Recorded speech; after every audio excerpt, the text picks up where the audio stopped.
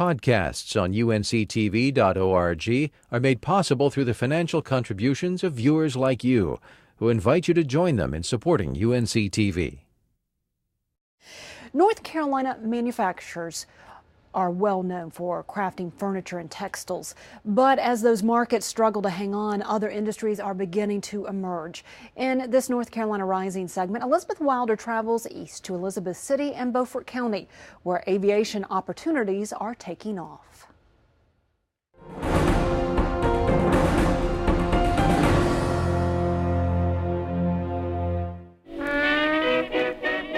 It all started with two brothers one cold Carolina morning more than 100 years ago. In those brief seconds, North Carolina became first in flight thanks to Wilbur and Orville Wright. Their risky takeoffs changed the world. And today, aviation is once again changing North Carolina.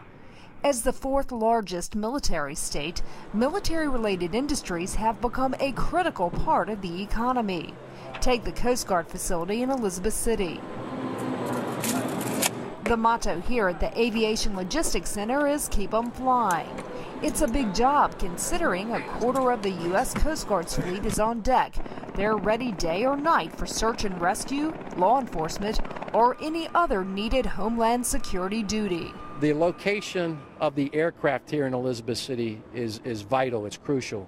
With approximately 50 aircraft here on any given day and the support resources needed, again, we spend just over $500 million a year right here in Elizabeth City to help us sustain this fleet. It's a huge job filled by members of the Coast Guard and many civilians. Well, here in northeastern North Carolina, we are the primary economic engine for this region.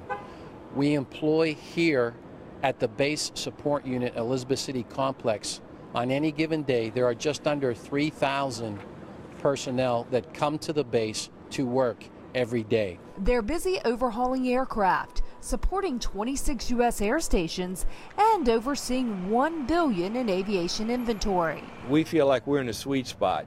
Maintenance, repair, and overhaul is, I think, going to be a larger growth engine than manufacturing going forward, simply because, to give you the economics of that, a new C-130 costs $50 million. To completely overhaul a C-130 is about $5 million and extends the life for 5 years. So they're powerful economics. Powerful for the community.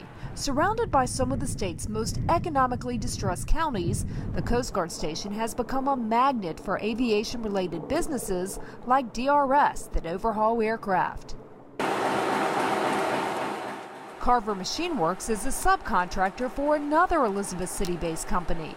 Here in Beaufort County, workers precisely fabricate components for an aerostat, a military defense system headed for Afghanistan. We're being held to 4 decimal places, so that's in the tenths of 1,000th of an inch. Expectations, like the customer base, have shifted. Our original customer base is a dying market. It's the pulp and paper industry, the tobacco market. With a loan from the Golden Leaf Foundation, the machine shop invested in new equipment and a larger $4 million building. We finished our move in October 2008, the same weekend that Wachovia Bank failed. So the entire industry as a whole, the stock market, everything came to a screeching halt, and our customers stopped spending money. Investments we made in aerospace and defense were the very thing that carried the volume to allow us to keep our people and position ourselves as the economy continues to rebound. Today, aerospace components account for 25% of Carver's business. Well, 3 years ago, it was 0%. With 80 employees, Crisp hopes to continue to expand services and attract highly educated workers. Kyle Barnes graduated from East Carolina's first engineering class back in 2008. Now he's overseeing the company's military contracts. Mind-blowing, and it really takes your breath away of what these guys do here and what we're involved in. A lot of the public sector, Homeland Security and Department of Defense organizations, a lot of their technical expertise is getting towards retirement age, and so there's a need to develop that, and there's a need to develop that across more diverse kind of a background. The Coast Guard has forged academic partnerships with two of the state's historically black universities, Elizabeth City State and A&T. They're trying to encourage more students to study aviation systems.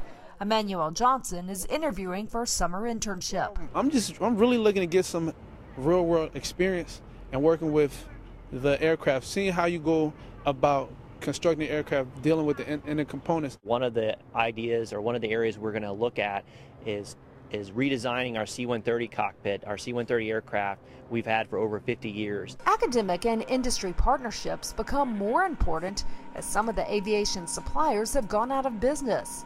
So the Coast Guard must come up with ways to make 6,000 different parts for the older model aircraft. We're trying to grow not only new accession sources for Coast Guard officers, but also for our federal civilian workforce. Meanwhile, those workers must maintain enough business to stay up and running during the tough times, not knowing if the uncertain economy and budget battles will cause North Carolina's aviation industry to soar or stall. You know, we joke around here that we can't all mow each other's lawns. You know, somebody's got to make something.